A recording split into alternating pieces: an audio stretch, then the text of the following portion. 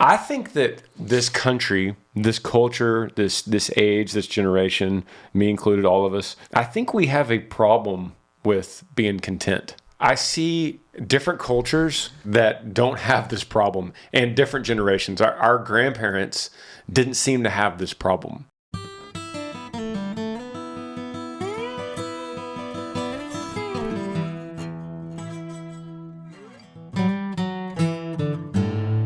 Bernie Calco back on the podcast. Yes, guest Thank you for having me back, man. Dude, I was thinking about it. So fun. You're such a busy guy. You have all of these companies you run, construction businesses and design businesses, and then you live, depending on traffic, at least 45 minutes away from here.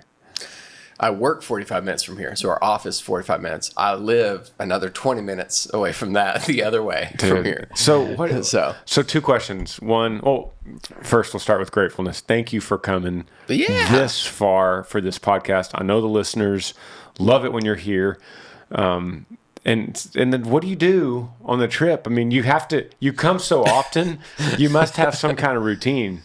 Well, let me say, appreciate you having me. It's a privilege for me, and it's just fun. Like, it's good to catch up with you, and to, chop up some of these questions and, let the rest of the internet kind of hear what we have to say.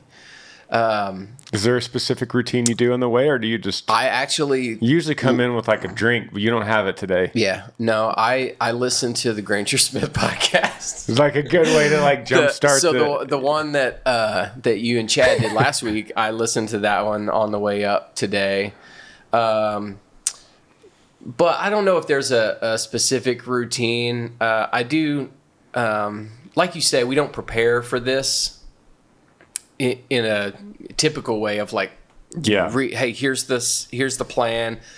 But I think we both, and I would say Chad and Parker and Amber, like, we prepare for this every morning, right? Yeah. Like we just have time of just stillness and to listen and to reflect and to pray. Hey, God, whatever question is thrown at us, like, give us the words, give us the tools that'll be beneficial. Whether it's a podcast or not. Right.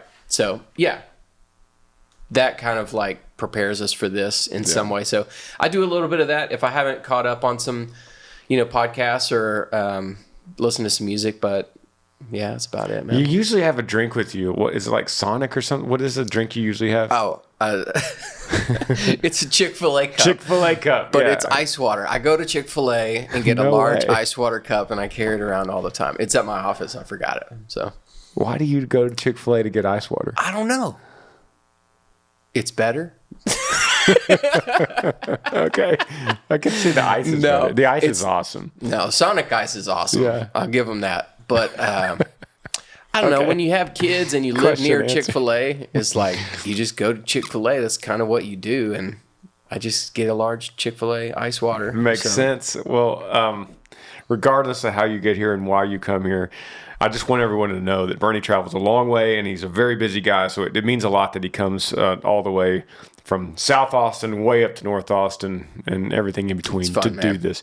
This podcast is basically me and Bernie sitting around with you as if we're around a campfire, and we're going to answer your questions. If you're new to this podcast, you email grangersmithpodcast@gmail.com. We'll answer anything you have. Could be about any subject. We're going to dive into it right now. Can I add one more person to the campfire? Yeah. Because we've said before that it's you and me and this person. Yeah. Right? Yeah. But like I said, I try to stay off the comments on YouTube whenever I'm on here, just for my own ego and sanity. Yeah. But I was reading, and I think that the listeners are the fourth person. Oh, good. Because in the comment section, there's a lot of like really good stuff that they say. So we're inviting you into the campfire. I loved reading some of the comments from the podcast last week about what they thought about this subject or that. So that's the awesome. Fourth person. So our based on the listener base, the last I checked, the largest audience of this podcast is listening on the Apple Podcast app. Okay. And that's about 5 times what's listening on YouTube. The Spotify is pretty high as well. So shout out to Spotify, shout out to Apple Podcasts, shout out to our YouTube listeners. I know there's more. I can't think of other ways that people are listening, but I guess I'm saying that because not everyone can comment, but YouTube can. That's I didn't know that. It's interesting, right? I didn't know that there were that many people on the other platforms listening. Yeah. Wow. So we're going to start with an easy one. Okay. It says, advice on learning guitar. Bernie, I feel like we get this a lot, and I'll just keep answering it because as it comes in, I think it's important. It says, hey, Granger, my name is Ashton. I'm 15 years old. I'm wondering, what advice would you give for someone who wants to learn guitar? Thank you. God bless. Ashton Peck, class of 2024. So how did you learn guitar? This was back in the day before the internet. Mm-hmm. I went to Sears and I got their catalog. Okay, this sounds like this is coming out of 1956 or something. Like, what? I'm actually 132 years old. No, okay. I went to Sears, went to the catalog, and I went and paid the money. And then I waited like 6 to 8 weeks for that little guitar to come in. And in the magazine, it looks like this like awesome guitar, right? Oh, yeah. And it comes in and it's like this big. It's like a tiny. What brand was it? I have no idea. You don't still have it? Oh, no. Sold it to pay some bills. I really wanted to play. And my mom basically said, well, if you really want to play, you'll learn on that one. And then once you show me like that you're into this thing, then we'll get you like another one. And so I had to play that little thing, and it was terrible. And so I didn't have a teacher. I would like ask a buddy, like, hey, I would get some chord charts and just start with putting my hands on the chords and strumming, practicing strum patterns. But that's how I got my first guitar. What the world? That sounds like an old man story. I'm guessing you have a very different story. Well, I mean, I didn't go to Sears and wait 6 weeks. I mean, that sounds like Grandpa's story. But it happened. But my story isn't that different. I just didn't go buy it. It was when I knew I wanted to play, because I saw other friends in junior high that were playing, and the girls loved those guys. Mm-hmm. I was like, man, those guys, the girls love those guys. And so I was 14 when I was like, I have to learn.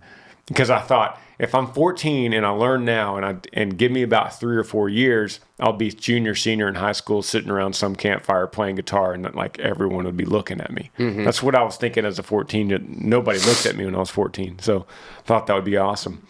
So there was one in the closet of my house that my grandmother had given up on. So it's like this old guitar. It's actually in the room next door.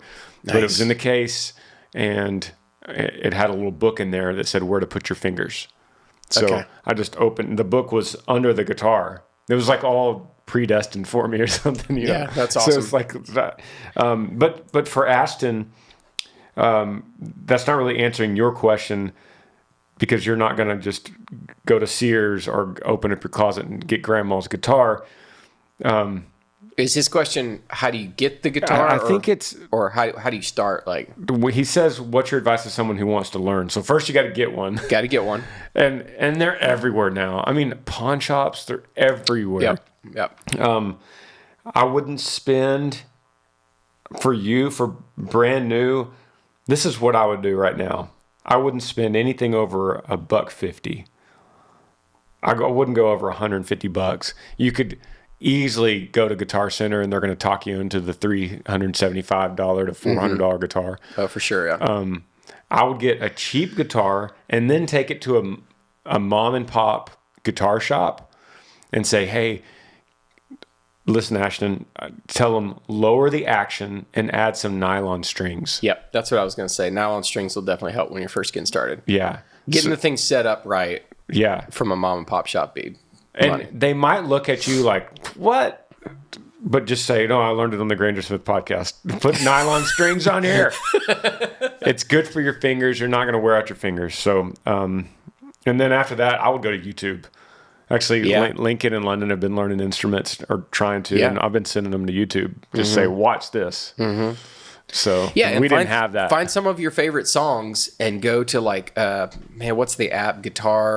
Ultimate Guitar or something like that. Yeah. And you can find like, that was when something kind of shifted for me whenever I could play Tears in Heaven. Right. I could hear these songs and then I started like, okay, I mean, you got to squint a little bit, but it's there.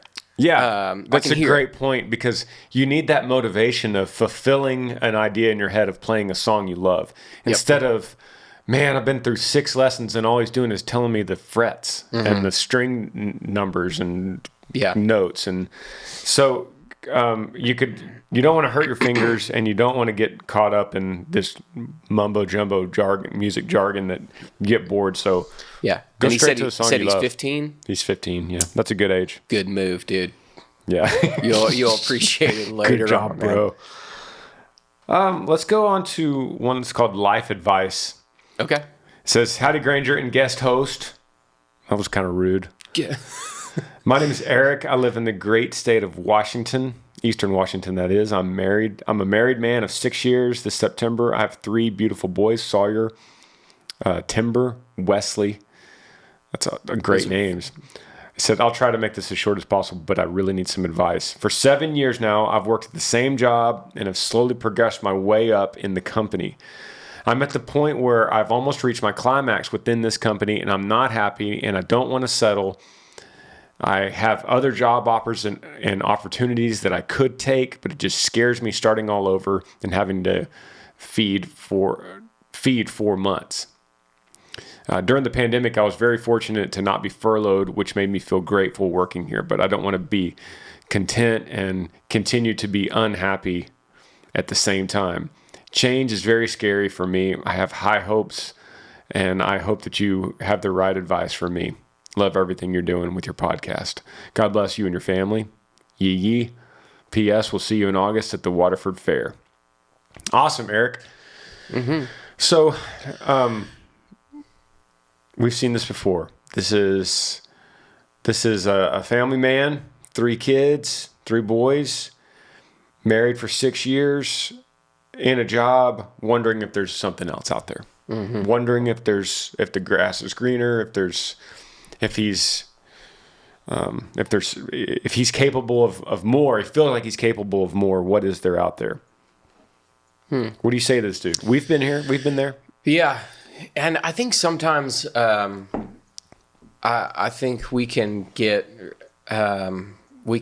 dissect these questions like down to the very, very minutia of it, when really I think there's 2 things. If the guy's a believer, I think the process and the outcome may be very different. And maybe even the advice would be different. But the way that I tend to approach things is, you may call me wrong, but you'll never call me indecisive. So I tend to take this stance of, I'm going to pray about this. I'm going to spend some time in the stillness and think like, God, what direction do you want me to go? I'm going to make a decision. And when you got kids and a family, there's definitely like input from your wife, and you have to be on the same page. But man, when people just kind of linger in this, like, oh, should we? Oh, I want to do. Oh, but I'm not happy here. Life's too short, dude. Make a decision and move on. Yeah. And whether that's like in your career, hey, I made a decision, man. I'm here, and I'm gonna like be here, going all in on this. Or I don't know what's next, but I know that God's got me. I'm gonna make the decision, and we're gonna go. And it's an adventure. Either way, it'll be fun. You might call me wrong, but you'll never call me indecisive. Yeah. I love that. I don't think you can quote me on that. I think somebody else said that. You probably read it in a book, but still, I haven't heard it before, and it sounds awesome. Yeah. And it's great. It's great motivation for Eric to say, "Hey, man, what kind of man are you? You guy that's not afraid to be wrong. That's more afraid to be indecisive than it is to be wrong." And then on the flip side of this whole thing, Eric, I think that's great advice from Burns. On the flip side of this whole thing, I think that this country, this culture, this age, this generation, me included, all of us, I think we have a problem with being content. And I see different cultures that don't have this problem, and different generations. Our grandparents didn't seem to have this problem. Where do you think the problem started or continues to perpetuate from? Let me say, I don't exactly know. I mean, we could talk it through, but the Mexican culture, for example, seems to be a culture that's very content. Mm-hmm. And that contentment equals happiness. And I don't see, man, I'm trying to figure out how to say this the right way, but I could just be blunt about it. But the guys that have built this house, the different cultures of men that have built this house, I've seen in the Mexican culture, just they're always uplifting. Mm-hmm. They're always in good spirits. They're always content, whether it's raining or hot or cold. I don't see complaining. But there's other cultures. The white culture is the number one. They complain. It's always something wrong with the weather, or the time of day. It's too early, or something is too hard. And I'm thinking in my mind that it's a cultural thing, because they're probably thinking, and I hope I'm not offending anybody. I think I can, because I am that culture. But in my mind, they're thinking, man, I should be the boss of this. One day I'm going to be the boss of this organization, mm-hmm. and I'll be running my hours here. Mm-hmm. And you don't see that as much in other cultures that are just content with working and content with what they're doing. Mm-hmm. And that equals so much more happiness. Now, that's a great point. You have to kind of argue, though, that at the same time, a guy like Eric, you know, that's, in a lot of ways, men like that advanced the culture because they were not content. Mm-hmm. So where do you draw the line between, well, we need to advance the family, we need to advance the culture, but we also just need to be content. Yeah. So if we go to the Bible, though, it's going to say, Paul says, I've learned to be content in any circumstance. Yeah. So I think that's where it goes back to, like, getting into the stillness, and, you know, like in James, where it says, don't say I'm going to go here or there for a year and do business, but instead, like, if God wants me to do this, this is what I'm going to do. Yeah. Sometimes I think we can take, you know, our own stance on things, or our own desire and our own will, and then that's what drives us. Like, well, I want that big house, and this job isn't giving me the means to get that big house. And so, well, what if God doesn't want you to have that big house? Are you content with a medium-sized house that's probably bigger than 98% of the houses in the free world? Like, yeah. How long was your dad a police officer? 30 years. So don't you think it's kind of rare that someone's like just retired from the department? How long? 30 years. Or where'd your dad work? He worked at the factory. How long? 38 years. That's rare these days. Today you would ask somebody and they would say, well, I worked here for 5 and here for, I worked for Dell Computers for 7. So here's Eric.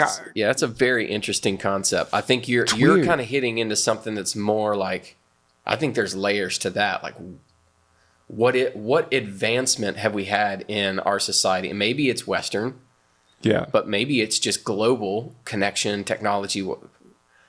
What opened up that all of a sudden completely raised the expectation of what we deserve and lowered the contentment? There's guys right out here, right outside this wall, that are working on the mortar work. They're working on the bricklaying. If I was going to ask them what their career dreams would be, they would probably say, well, this is great. Mm-hmm. I'm just going to do this. Mm-hmm. I envy that in a way. Mm-hmm. So Eric, I would ask you this to kind of try to help sum this up for you, to hopefully meet your expectation of a good answer from us. I would dig deep to why you're feeling like you need to move jobs. What kind of unrest are you having? Can you realize this is a kind of unrest that no matter what job you get into, you're still going to be not content. Mm-hmm. You're still going to be restless.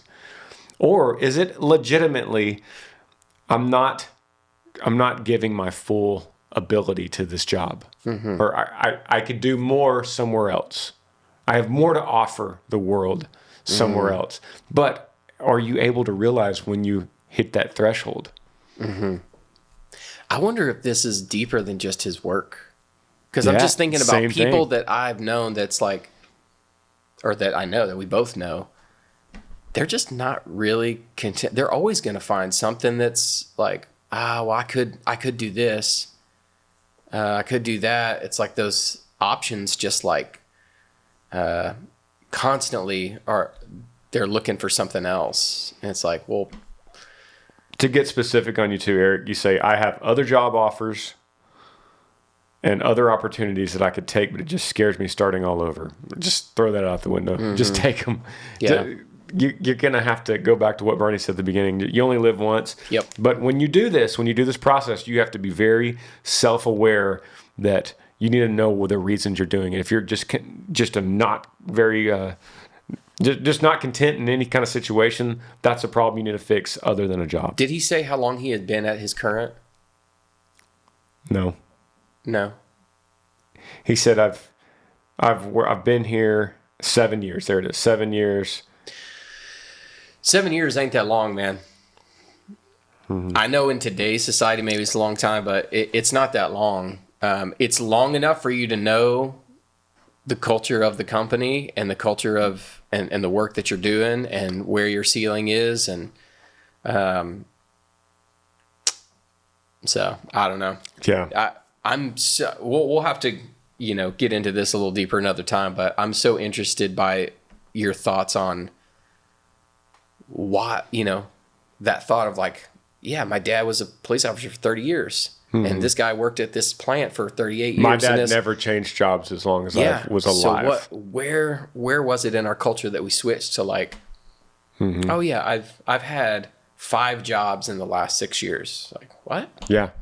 So I bet you everyone listening to this podcast that has a parent that was born in the 50s or older would say that they only had one job the whole time they knew them. Mm-hmm. I think that's something in the psyche and something in the heart. I don't know where it came from, but something's like we're just not a content people. Yeah. Let's go to Aiden here, and his question. We'll have time for one more before a break. It says, subject line, very important. Hi, Mr. Granger. I'm a big fan. I've been listening to your music for a while, and I'd like to keep my name unknown. Did I say his name already? I don't think so. Nobody rewind. You every time that I hear you read a question and it says I want to be anonymous, I think back to that one where you said their name. I just read that too. It was amazing. It said, my girlfriend and I recently broke up because her parents disapproved of us. How could I gain their trust? Also, she has depression, and I want to try to cure it myself. I don't know if that's possible. Bernie's not laughing at you, buddy. I'm not laughing at you, man. I don't know if that's possible. She was using the stuff that makes people high, but that's not good. Do you know how I could try to stop her depression? Have a good day, Yiki. Mr. Anonymous here. Anonymous, wants to cure depression. You cannot cure her depression. No. First of all, like they're broken up, right? Yeah. Because her parents didn't like him. Yes. Yeah, this is multi-layered. Yeah. It's a very short question, but very multi-layered. What was the question? He says, how could I gain their trust, her parents? And his second question is, do you know how I could try to stop her depression? So let's just say quickly no on that part. We cannot help you stop her depression, but we could tell you to recommend getting medical help. Mm-hmm. Professional help and be a support system. Yeah. Boom. It doesn't get any deeper than that. Bernie said it. So then for her parents, this is a tough one because you guys are already broken up, but how do you gain their trust? Well, first you got to be consistent. It's not about words, it's about actions. And so I would go to her dad. If this is something you're actually pursuing, I would go to her dad and ask him to coffee or lunch, breakfast, dinner, iced tea, whatever. Chick-fil-A water. Chick-fil-A water. Just say, Mr. Ex-girlfriend, I would love to take you out for Chick-fil-A water. Yeah. Sit down with him and pour your heart out. And hey, if he doesn't approve of you, that's a serious red flag for you dating this girl. Mm-hmm. I would have some follow-up questions for our unknown guy. I think you did say his name, actually. I know. I'm just trying to avoid that. Did she break up with you and tell you, we need to break up, my parents just don't like you? Because if I'm this guy, I'm like, well, is it just them, or is it all of you that don't like me? Yeah. It's tough to... We see this a lot, man. We see this kind of question with... It's always guys. It's never girls that email this. It's guys saying her parents don't approve. Yeah. But we don't care. We're moving forward anyway. I'm kind of shocked at how many times we see that. Mm-hmm. And as a parent, I'm closer. You are too. I'm closer to the parents' age on these situations because I have a 10-year-old and you have a 11, 8. Yeah. So we're closer to the parents' age really than we are to the datees.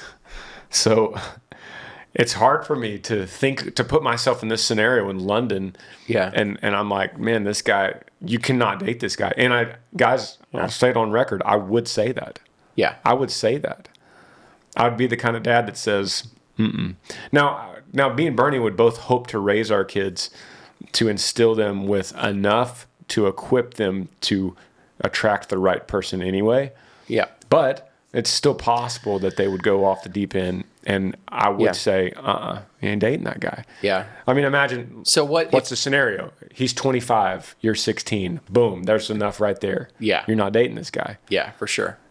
He's a convicted felon with child molestation. Okay, boom. Yeah. I could go down the list here. So let's say that did happen, not one of those scenarios, but let's say it did happen where London's dating this guy and you're like, no, for whatever reason, you're like, no go. What could he do to change your mind? That's why I say to this guy, unknown here, he's got to take me out. He's got to come up and he has to set something up like, hey, I want to have coffee with you. How's Monday? Yeah. Now I would probably say I'm busy. Yeah. But hang in there. Be patient. Okay. How about it next month? And if I see a guy that it's 3 months, he's been asking me for coffee for 3 months, I'm going to go, fine. You got 10 minutes. You got 10 minutes. Yeah. That's where the question about where, let's just say this is you in London, where London would be in it. Because if London's coming to you saying, Dad, Mom, like, I broke up with him. I know y'all don't like him, and so I'm just going to move on. Mm-hmm. This guy then coming to you for coffee, you're like, hey, buddy, we don't need to have coffee. She's moved on. But let's say that she is into him and, like, is trying to be respectful, and they broke up because whatever. That's the only way I would. If she was like, Dad, please. Yeah. Please. You need to see this guy for who he is. Yeah. And in that, the only thing that's going to change my mind as a father of a daughter is, like you said, over time, recognizing that, man, this guy puts my daughter above himself all the time. And I can just see how he serves her, how he's gentle with her, how he's patient with her. And then, over time, you start to see those things, and you start to see that, and she has a lot of joy in him. And maybe it was the parents didn't like him, for a reason that was very surface, and there was like something off the bat that was like, I don't think so. I mean, I can, my in-laws are absolutely the best, and they accepted me no matter what. But I was a broke, starving musician with long dreadlocks, just kind of floating around the world. Like there was no reason for them to say like, oh yeah, you can date our daughter. But they did, thank goodness.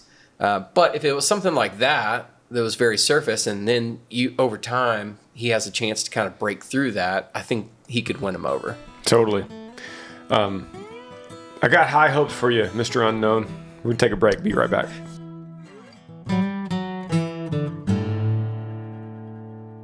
Podcast today is brought to you guys by Decked. If you own your own truck, or you know what it's like to have your stuff rattling around in the cab or under the seat, and you know what a pain it could be to help keep organized. Not only that, but everything you put in your truck is totally unsecured back in the bed and is exposed to the elements and the rain or the heat, like if you're in Texas like me.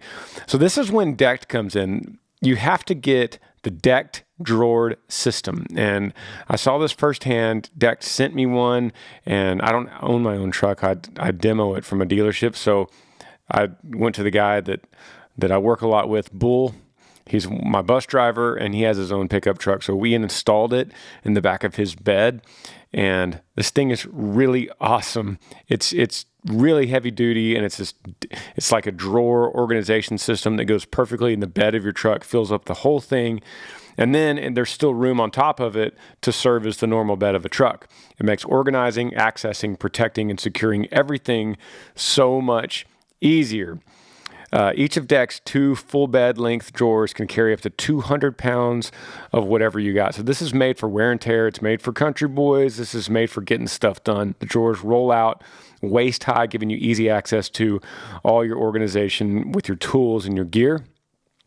It has a true 2,000 pound payload capacity load floor, so it serves as the normal bed of a pickup truck when you're not using the drawers, or if you're using the drawers and you put stuff on top of it. The drawers slide in underneath the loaded floor. Plus, they're weatherproof, protecting your stuff from the elements and theft. It locks, it keeps it secure. The sucker is solid. You cannot get into it if you're not trying to. If you don't know how to, if you don't have the key, you will not get into it. So your stuff is secure.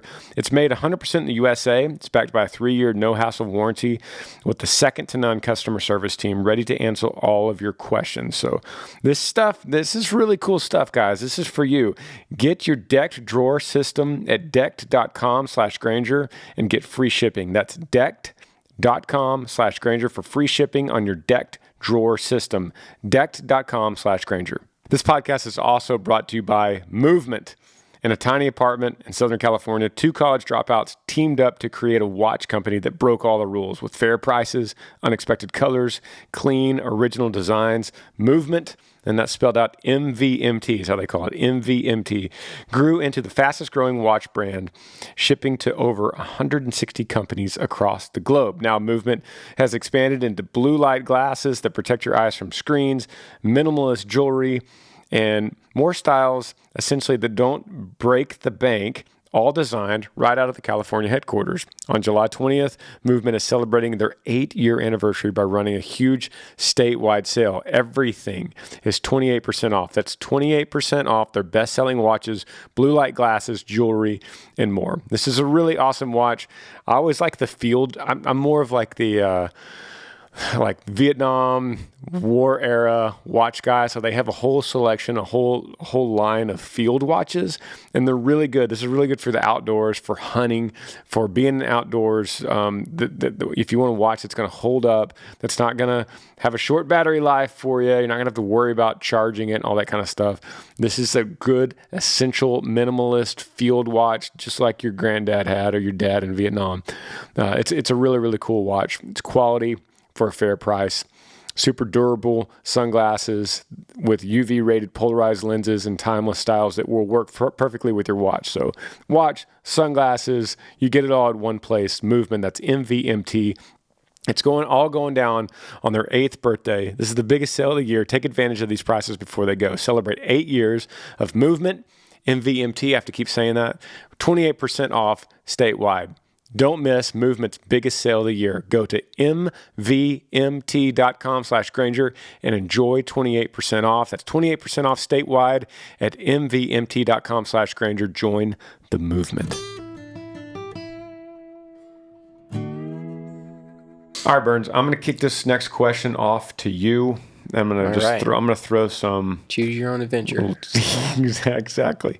We have a Q&A. All right. We have Montana Bus. We have What's Next, not clickbait. We have Help. We have Bible Question. We have Wedding Worries. I feel like Chad punted the Bible question last week, as I was like, that was fine. One you threw to him. No, fine. I'm not saying I want it. We need to save that one for Chad. He's the guy for that one because he handled some of those questions last week. Did you listen to Chad, by the way, saying that for the episode 100 we need the All-Star cast? Dude, love it. Okay. That'd be so fun. Okay. I'm in. That'd be so fun, yeah. All right.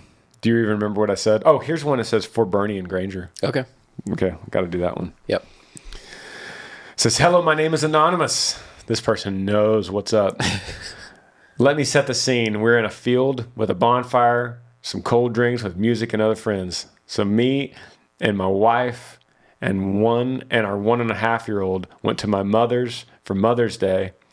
My wife is pregnant with our second child. The whole time, my grandmother kept commenting on how big my wife's stomach, not in a good way, was. More like, I can't believe it's that big. My mother kept also undermining us in front of the rest of the family and giving our kid chips and sweet tea. When he needed to eat actual real food and drink water because he's been running outside so much. How could we be tactful to my family? Because I could be harsh, but they are also family. But at the same time, they do not respect us in front of the rest of our family. They undermine us as parents. The kid is also so young and he's still learning, and he doesn't need to be threatened to be whooped when he does something wrong. There's a lot to unpack here by Anonymous. So let me go back. They were threatening to whoop him too? I guess so. After giving him the chips and the... Okay. Let's say, so his wife's pregnant. Yep. Number two.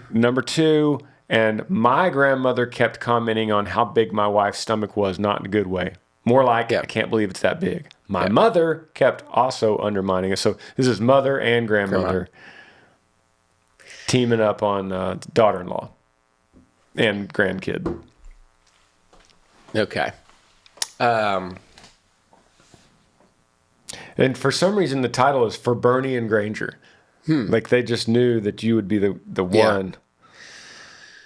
Well, I'm always going to defer to grace and patience with them.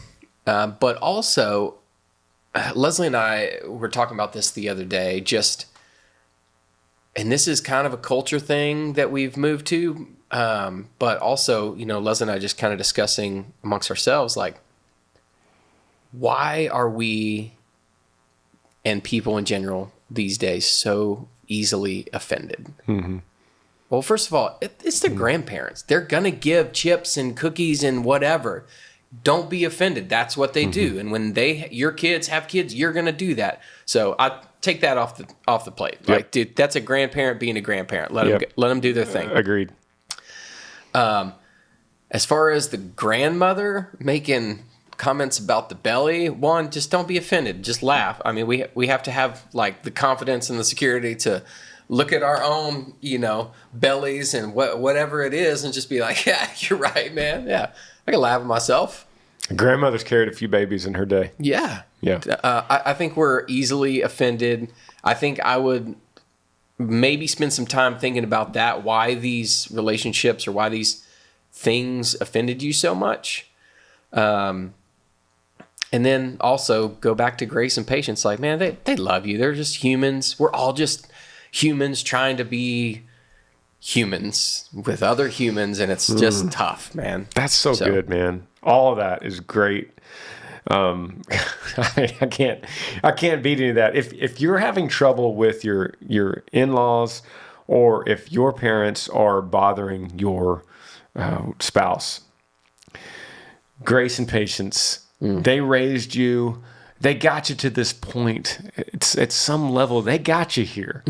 Listen to them. You don't have to take it to heart, and you don't have to be offended by everything. This world gets so offended by this and that and this and that. Don't be offended, especially if it's family. Now, you're asking me, how could I be tactful to my family? Because I could be harsh, but they're also family. Yeah, listen to yourself. You be tactful, but not harsh. I think communication is key on so many levels of life. Just sitting down going, Grandma, can I talk to you about something? I know that you might not think it's a big deal, but when you say her belly is big in a bad way, she's pregnant, she has hormones, she's taking it to heart, she's a little more sensitive than usual. She's more sensitive than she would be. So would you mind just not bringing that up so much, Grandma? More than likely, Grandma's going to understand. Yeah.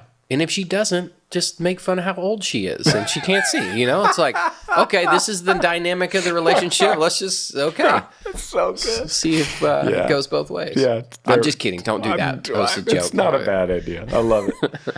All right. If you have a question for this podcast for me and Burns or anybody else, Granger Smith Podcast at gmail.com. I think we're going to do an all-star cast for episode 100. This is episode 93, so that'd be really fun. Kicking it back to you, Burns. Okay. Struggle for dad. I like that. Grief. How to get over death. I have a Q&A. I have Montana bus. Let's do the struggle for dad. Okay. And then let's do the Montana bus after that. Okay.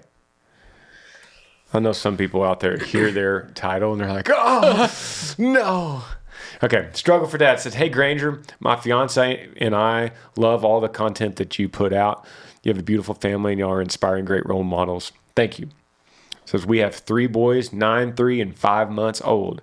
As a father, I want nothing but the best for my boys, and I want to be the best father I could be for them. I struggle with being patient at times, and I don't like being like that. Do you ever struggle with not being patient? Do you know what the Bible verses or stories that speak on this are? Thank you for being such a great model for us dads. So this is Jeffrey. That email could have easily been from me, though. Yeah, it could have been from me too. Yeah. Yeah. Jeffrey, I feel you, brother. How old were his kids again? They're 9, 3, and 5 months. Okay. Got a good spread going. That's that 10-year spread's almost what we got going on here at the house. Yeah. First of all, you're right on cue, Jeff. You've got 9, 3, and 5 months, and you're going to lose your patience, and so is your wife. It's a test.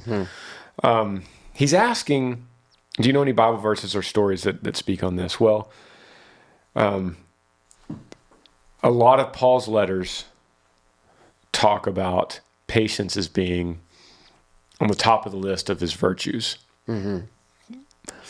It's like love, and then patience is like almost right there. So it's something, just like love, you're not just going to go out of the gate and just love everyone. It's something you cultivate. It's something it's a skill that you develop. Patience is. Now, God is a God of patience. So you're asking about Bible stories. Well, repeatedly through the Old Testament, it's going to talk about how God is quick to forgive and slow to anger, and he's unbelievable patience.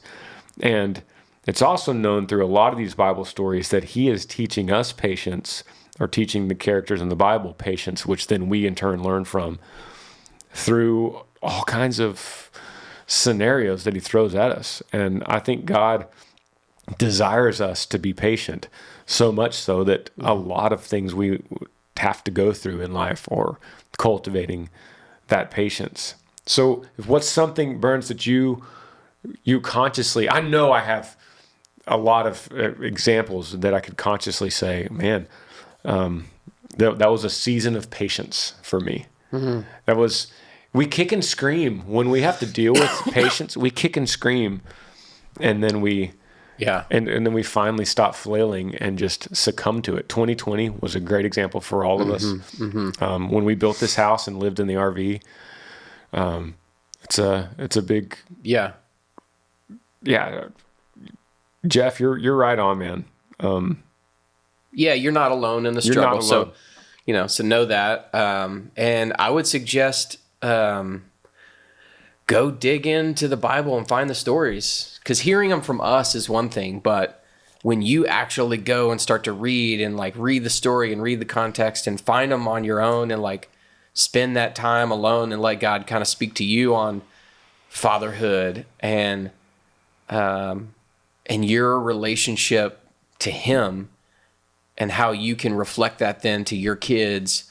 I think that's when the dependency on Him increases, and the outflow towards your kids starts to change. I'm the vine, you're the branches. You can do nothing apart from me. If we think about that, he who abides in me will bear fruit. Like, man, the fruits of the Spirit is what he's talking about showing to his kids. Well, we have to abide in Him.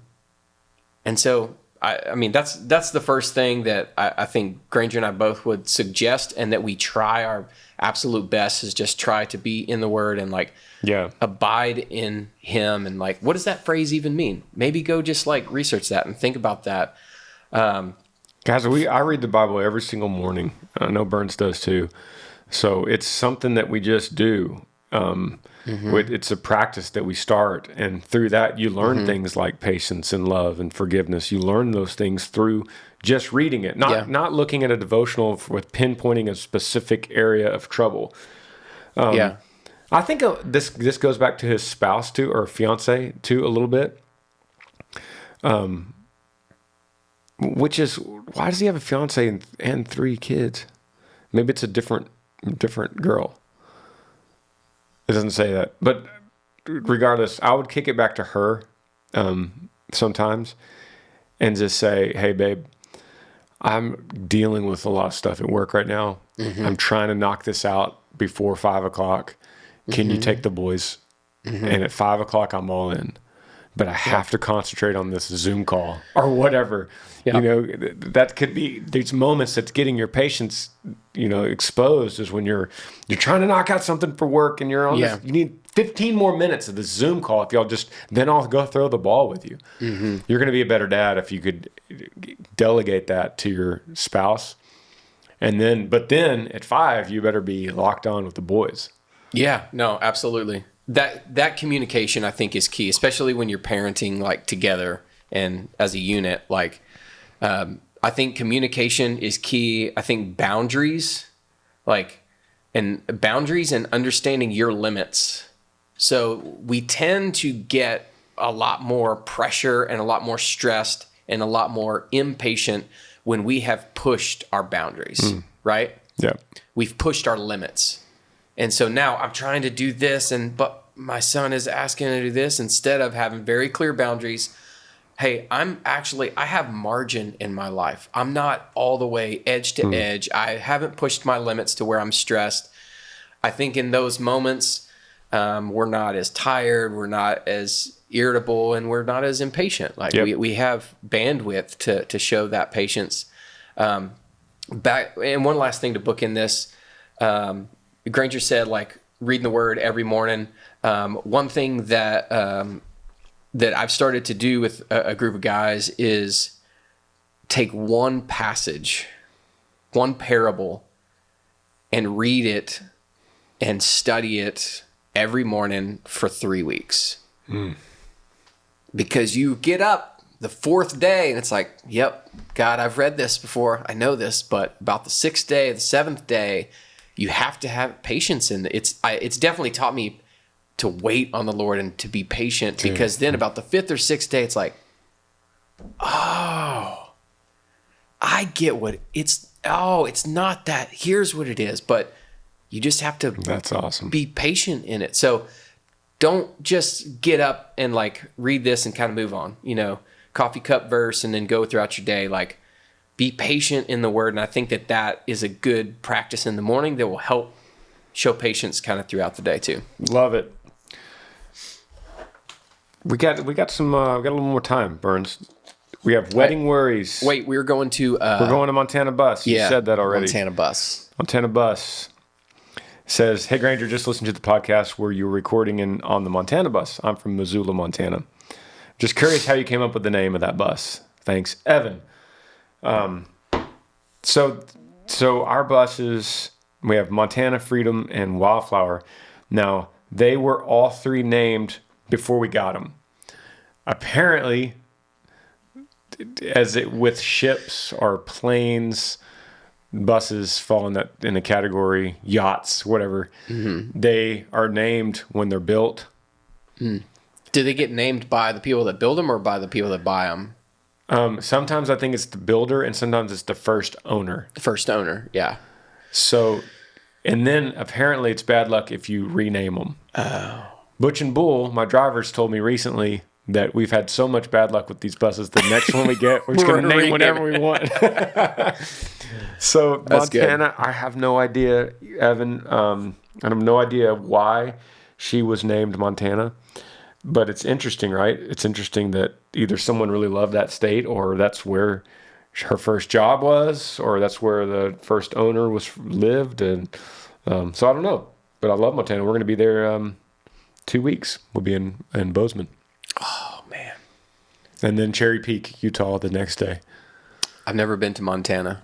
Maybe I'll jump aboard the bus and hide in the storage shed part of it. I can go with you. Montana's amazing.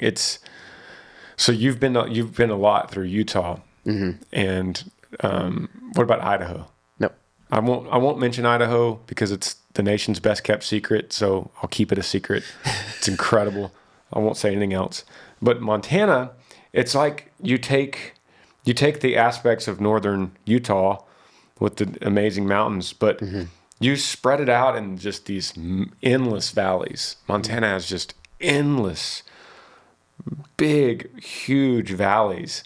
So you see these valleys in Colorado. Sometimes you can go through like the Breckenridge Valley, mm-hmm. but then the Montana ones are completely unsettled. There's no humans that live there. It's crazy. It's like seeing Colorado, Breckenridge in 1880. Yeah. There's nothing. Why has nobody moved? I think they're flocking there now. Oh, they are. I think just like Austin and other places, I think people are going, we don't have to work in the office. Yeah. As long as and with this new Skylink, this new Elon Musk internet, you're going to be able to have high-speed internet anywhere in the world. Yeah.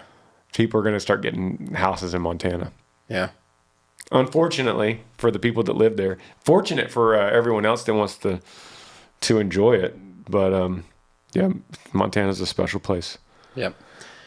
So, all right, we got time for one more. Yeah, we do. Okay. Does anything else that I've said? We have Q&A. We have how to get over death. We have grief. We have help.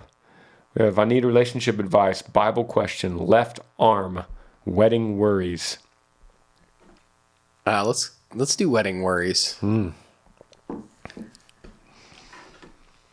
Says, hey, my name is Mike. I'm emailing you from the Midwest, good old Indiana. As a fan of not only your music, but your wisdom and outlook on life, I felt like I could really trust you, that I could get the right answer. On December 12th, it made my girlfriend and I's 6th anniversary.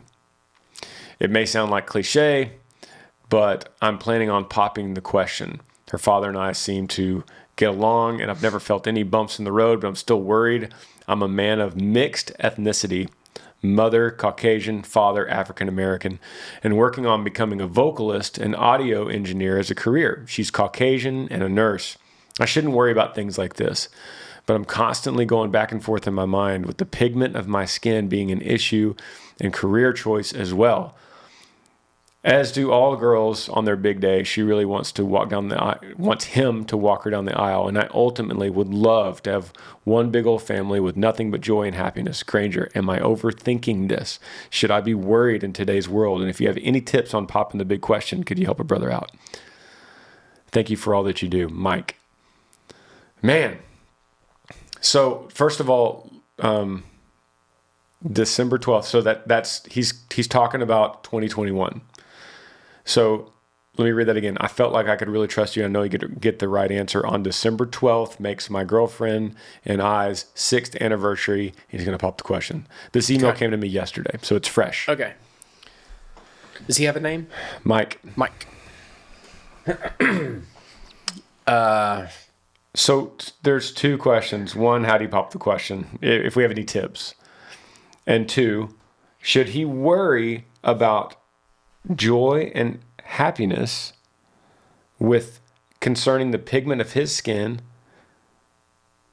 and hers? That's what it sounds like. That's what the question is. So there's no question about the parents' acceptance. Like, I thought he was worried. Her father and I seem to get along. Okay. And I've never felt any bumps in the road. Okay. But I'm still worried. Okay. Mike has some deep down issues.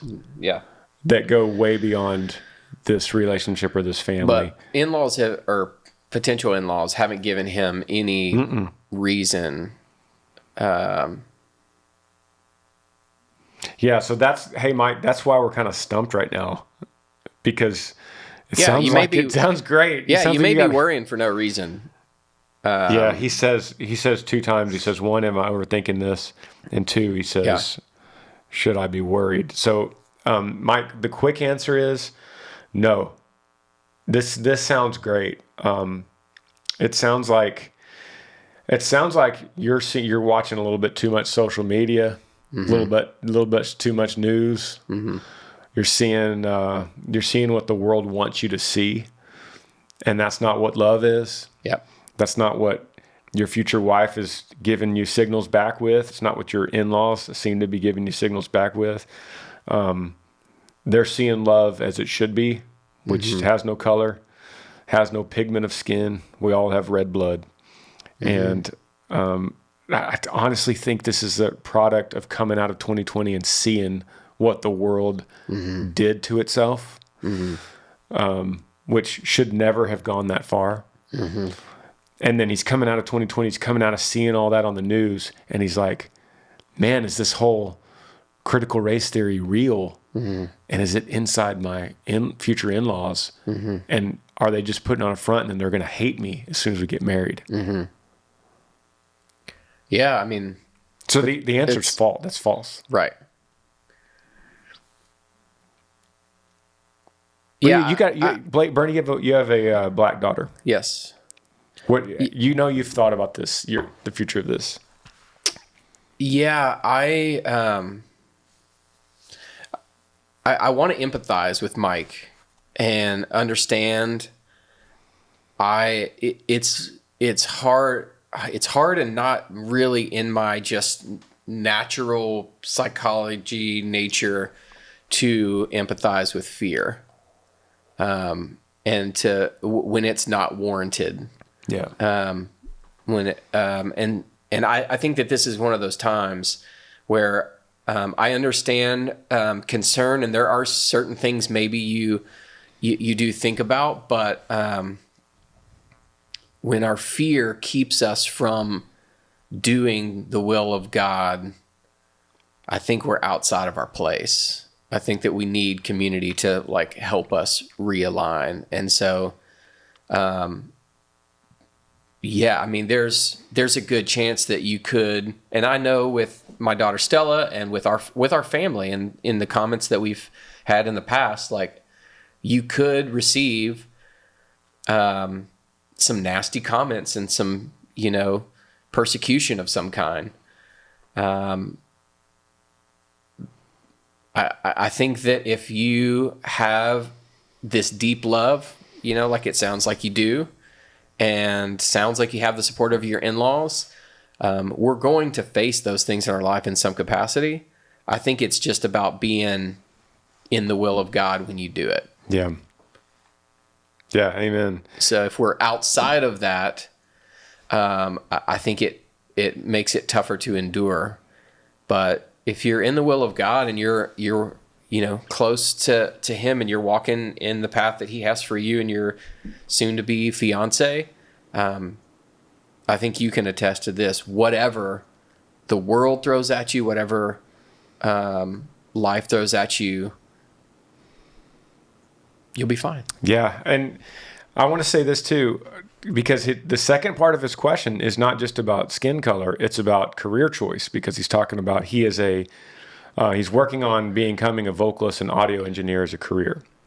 So you know how we stand on that, because me and you both did that. And I look back on when Amber married me in 2010, and sometimes I ask her to this day, I'm like, why did you marry me? Because I was a nobody, making no money. She was going to my shows and selling merch with me when we were dating. No one was there. She looked at this. She could have easily been like, this guy is going nowhere. Yeah. He just played a show in Waco, Texas, and 12 people came. And you would think a girl could look at that and be like, there's plenty of guys out there that are going somewhere that have a good job and that could be a father to my children. So yeah, similar story. Similar story to Mike, and we could almost wrap it back up to the being content when the American idea is always to jump ship. There's something better. And like I said, with the Mexican culture doesn't seem to think that. And keep in mind, when I say Mexican culture, I'm not talking about Hispanics. I'm not talking about pigment of skin, because once they become American, they want to do the same thing. This is an American thing, not by heritage, but by your origin. Yeah.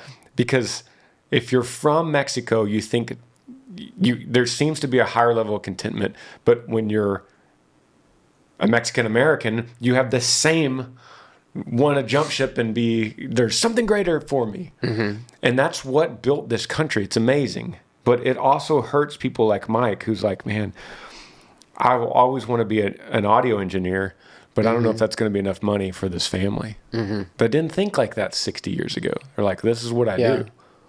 I work at the bread factory. That's what I do. Yeah. And the main thing I want to look at here is you asked, I want a big old family with nothing but joy and happiness. Nothing you've said in your email should affect that. Right. Career, pigment of skin, nothing. In-laws. Nothing should stop you from having a big old family with joy and happiness, Mike. You go get it, man. Yeah. This is for you. Yeah, absolutely, man. This is for you. And me and Burns are going to be thinking about you on December 12th. And he asked for ways to propose. Yeah. I think you do it at a Granger Smith show. Come on. Y'all have done that before, right? Come on, Mike. Yes. Hey, Mike, email me back. Or you do it on the podcast. Special guest Mike. Oh, his fiance or his girlfriend's here. Don't do that. That would be so awkward. Hey, Mike, email me back if you want to propose at one of my shows. But I don't know if we're playing December 12th. I can't even look it up. But yeah, 12/12. Regardless, buddy. 12/12/21. I'll be thinking about you the day of the proposal. I appreciate you, buddy. I appreciate you writing in. Get rid of that fear. Go get your big joy and happiness and big old family. Yep. Burns, we're out of time, but I appreciate you driving up here. It's been awesome, man. Yeah, appreciate you, dude. See you guys. Yee. Thanks for joining me on the Granger Smith Podcast. I appreciate all of you guys. You could help me out by rating this podcast on iTunes. If you're on YouTube, subscribe to this channel, hit that little like button and the notifications bell so that you never miss any time I upload a video. If you have a question for me that you would like me to answer, email grangersmithpodcast@gmail.com. Yee.